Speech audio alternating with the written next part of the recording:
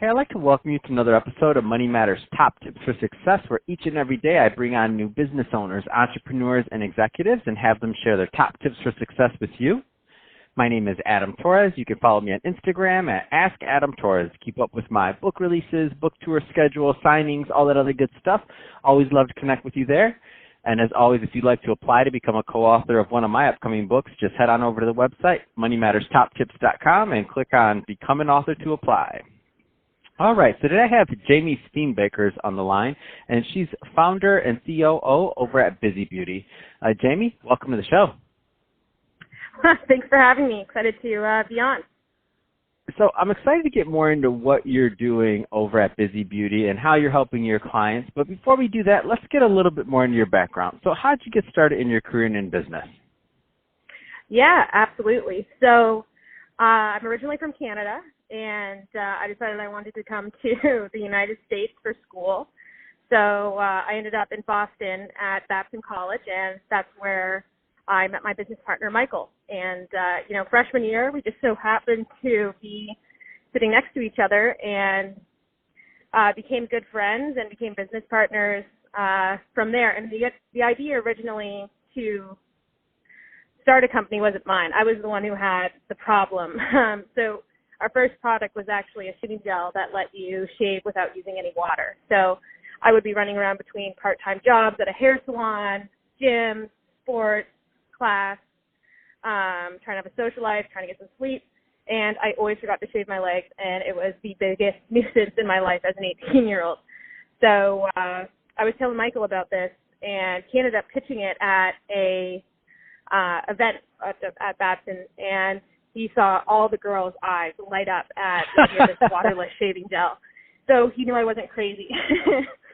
And so he came back to me the next day, and he said, Jamie, I think this is something that we should really dig into. And, we're both 18. We're a little bit bold. We got nothing to lose. So took our savings and started building up some prototypes, and that's kind of how it got started. Oh my gosh, what an amazing story that he went and pitched it and all the girls' eyes open. You could just see it. They're like, what is this mythical thing you speak of?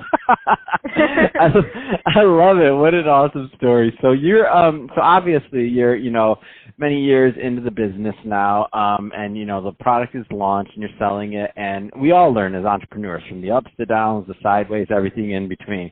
So what in hindsight, what kind of, with hindsight being 2020, I should say, what kind of advice would you give to that new entrepreneur that's out there just getting started, and maybe they don't even have their product launched and they're still in the concept phase? Because you've obviously been able to get past that and launch your product. Yeah, absolutely. I think the biggest piece of advice I can give anyone is be able to pivot and, really listen to the experts around you and your customers. We started off with one bottle of shave gel, and now we sell completely waste-free body wipes. So, and that didn't happen overnight. It's just from constant feedback and listening. When you get a lot of bad feedback, that means you should change it, or, just follow the market, and it's constantly changing. That's great advice, to really listen to the market and what they're saying. I think that many people fail to do that sometimes because they get caught up in their own idea. And what you really have to think about, in my opinion, is thinking about what people want to buy from you. Sure, that product, sure, that thing may work for somebody else, but if your audience is buying something different or asking for something different, you have to listen to the market ultimately. So I love that advice. Let's switch it up a bit. I want to get more into what you're doing over at Busy Beauty. So first, you touched on it, but let's go a little bit. Tell me a little bit more about the company, please.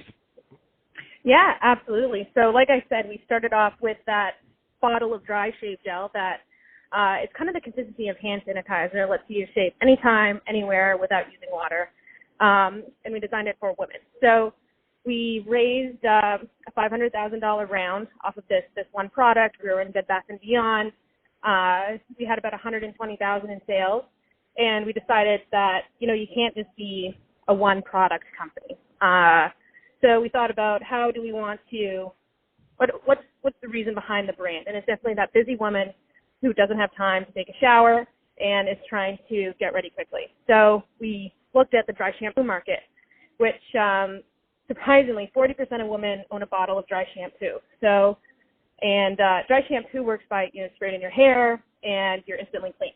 So we launched 3 new products, and that became the first dry line of products for women. So that included a dry shampoo, a dry conditioner, the dry shave gel, and the dry body wipe. So we sold all those products for in January of 2019, so just this year, and the body wipes soon became a huge, huge hit. So we decided to double down on them. I do all of our product development and operations and work with all our suppliers, so I'm kind of in the nitty-gritty of looking at different oils and scents and what everyone wants. So we launched a peppermint pomelo, a Kawano starfruit, and a dandelion dragon-flavored body wipe. Now, these are 2 times bigger and 3 times thicker than those original body wipes, and they sold, again, so much better. So we decided to discontinue our shampoo and our conditioner, our shave gel, just this month, actually, and decided to become a wipes company because we saw the amount of waste that happens in the industry, and we knew that we wanted to have a company that did something about that while still solving these problems for busy women. So if you look at the company right now, we have the first ever recyclable Mylar that is curbside recyclable. Right now, the wipes that women use, you're throwing that in the trash. It's 3 layers. It's impossible to recycle. We have biodegradable cotton as our actual wipe that comes in a biodegradable pouch, along with biodegradable e-commerce packaging. So we really want to jump on that new trend that we know consumers want towards waste-free personal care.